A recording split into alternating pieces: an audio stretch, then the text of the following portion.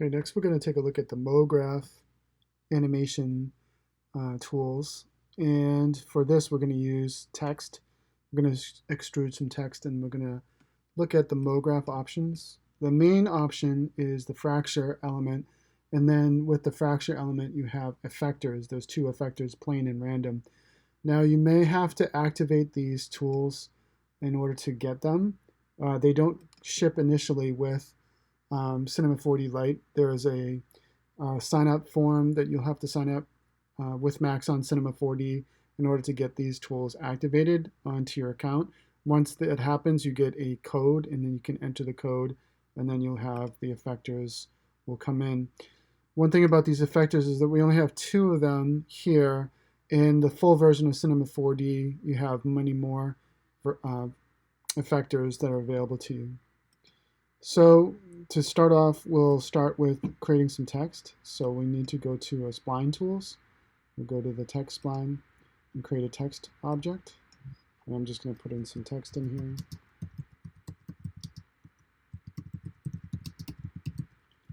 And using the font options, I'm going to change the font to a font of my choice.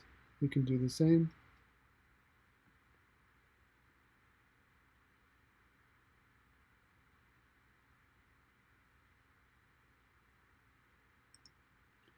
And I'm going to make this bold. And with the text options, I have alignment. I'm going to set that to middle. And then you can see that you have other options for horizontal spacing. And all of these options are animatable. Notice that there's a keyframe option next to these. So that's a little too far out. I'm going to pull that back in. And then the vertical spacing can also be animated. I'm just going to pull that up a little bit here. And you have other options to animate as well. But right now, we don't want to animate these particular settings. We want to animate using the MoGraph settings. So first thing we need to do is we need to extrude this text, because if we go ahead and do a render test and we render this, you won't see anything. There's nothing here because the text actually doesn't have any volume yet. The other thing we want to do is change our render settings, or check our render settings.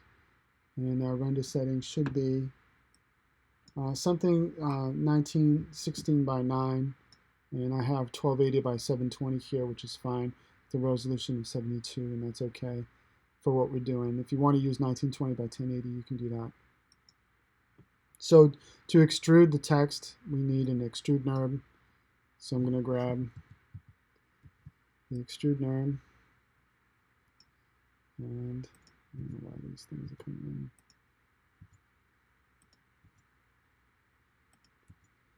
in. And in order to get the text to extrude, you need to parent it with the extrude object, and then we can set up the extrude settings. So I'm going to click on the extrude object itself and go into the object setting. The depth on the X, Y, and Z axis, I'm going to set the Z axis to 100 to give it some depth. And if we can rotate around that, you can see that looks pretty good. And then the other thing we want to do is I'm going to give it a cap, and I want to give it a start fillet cap, and that has a little bit of nicer look to it. It's a little bit softer on the edge. This fillet cap is a little strong though. I'm going to change that from 5 to 3 just to crank that down a little bit. So that looks pretty good for what we're doing. And next, we want to look at the MoGraph options. So for the MoGraph options, first of all, we have to add a fracture option to the text so that we can animate it. So I'm going to go to the MoGraph menu, down to fracture. Now I'll add the fracture object in the object manager. Right now it's not doing anything, so again, parenting comes into play here. So I'm going to parent my extrude object with the fracture. You notice that the appearance changes.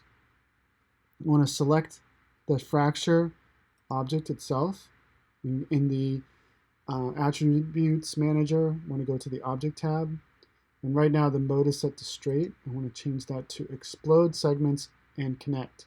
If you just explode the segments, each part of the text elements will be separated. Like, for example, the face, the back face, and all the sides will all be separate elements. And we want them to be connected so that when we do any effects, they'll all move together. So I'm going to choose Explode Segments and Connect. And now you'll see that the appearance changes a bit. And as we move forward with the effectors, you'll see what's happening there.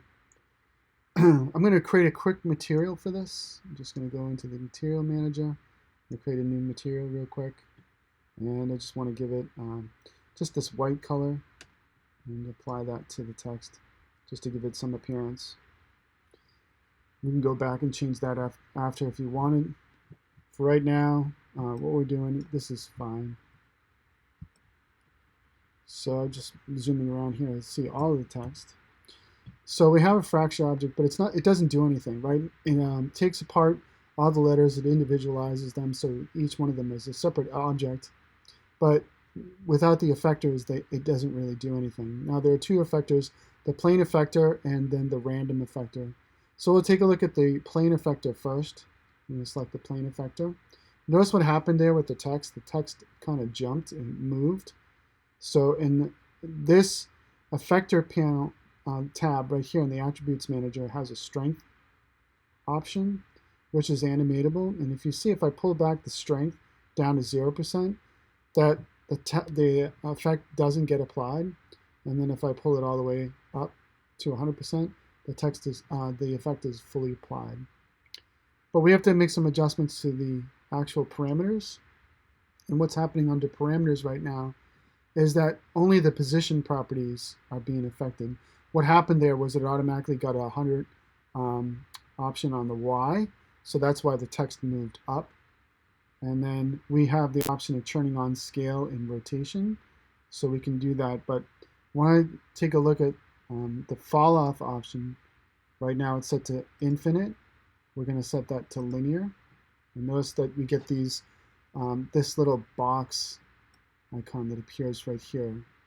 And going back into the parameter settings, in the deformer, this is fine the way that it's set. That's totally fine.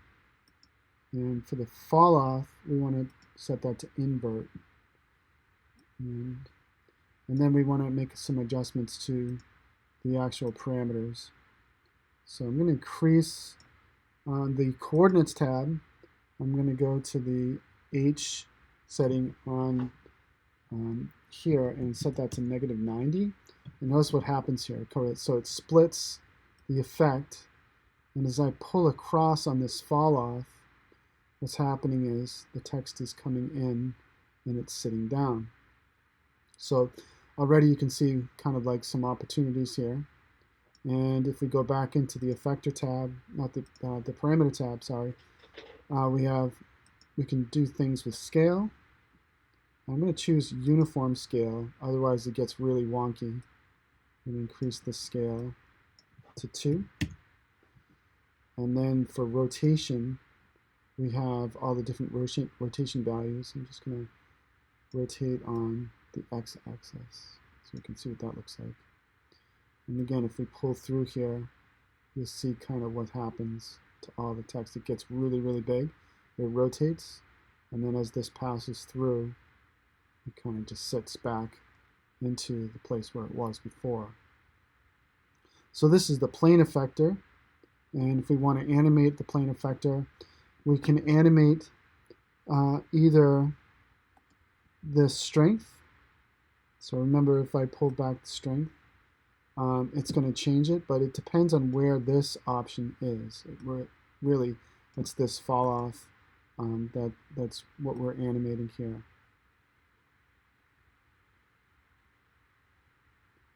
So I want to animate the position of this object as it goes through the text. And so to do that, I'm going to go into the coordinates tab, and I can see here the x value is right now it's -720. I'm just going to set it to -800, and then I'll move the time indicator to 0, And I'll set a keyframe there.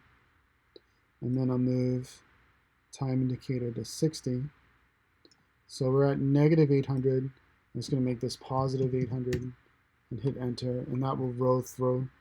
And I want to make sure I make another keyframe here by clicking on that parameter.